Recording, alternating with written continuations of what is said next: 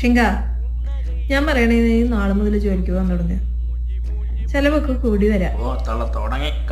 നിനക്ക് ഇങ്ങനെ എല്ലാ ദിവസം ബീഫ് തരാനൊന്നും നമ്മുടെ കാശൊന്നും ഇല്ല അത്ര അധികം.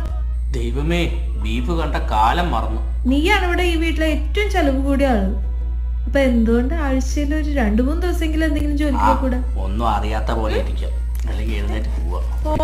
ജോലിക്ക് പോണ കാര്യം പറയുമ്പോ ഓടണമൊക്കെ കിടന്ന് വിളിക്കണ വിളിയോക്ക്.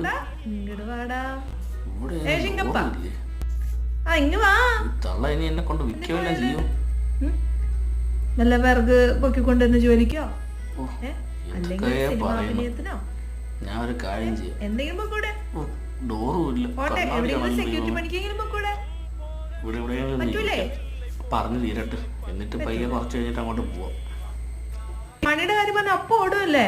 കൊള്ളാലോ നീ. തള്ള നിർത്തുന്നില്ലല്ലോ.